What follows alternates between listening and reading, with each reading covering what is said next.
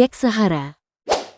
Panas dan kekeringan adalah dua hal yang muncul di benak banyak orang ketika berbicara soal gurun.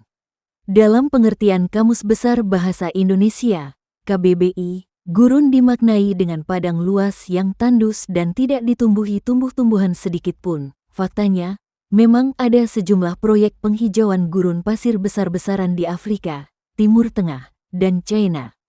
Sama seperti namanya, penghijauan gurun berarti mengubah gurun menjadi hutan lebat. Tujuannya, untuk mendapat kembali bagian dari tanah gurun, membuatnya subur, dan menggunakannya untuk pertanian. Alasan ekologis lainnya adalah mencegah erosi tanah dan meningkatkan keanekaragaman hayati.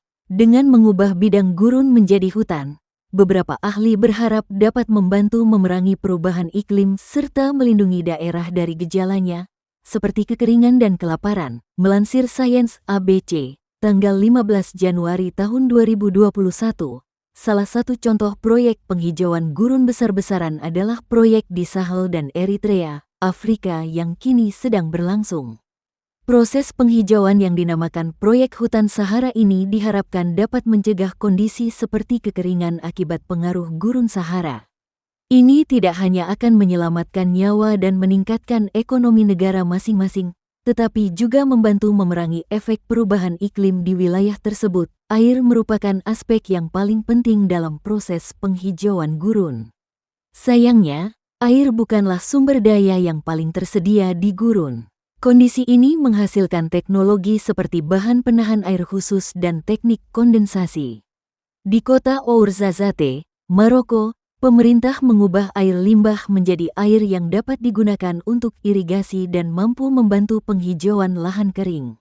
Sementara itu, proyek hutan Sahara menggunakan panel surya dan turbin angin untuk membantu mengatasi masalah air.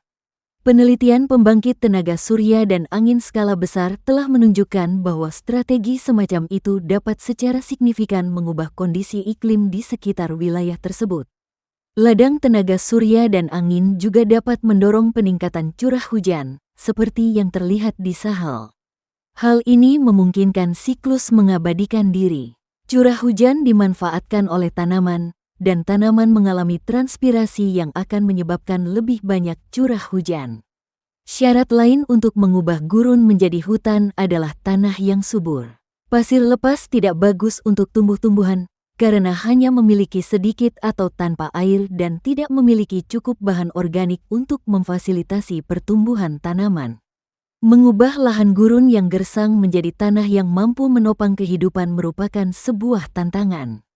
Salah satu cara untuk menyuburkan tanah gurun adalah dengan menambahkan karbon pirogenik.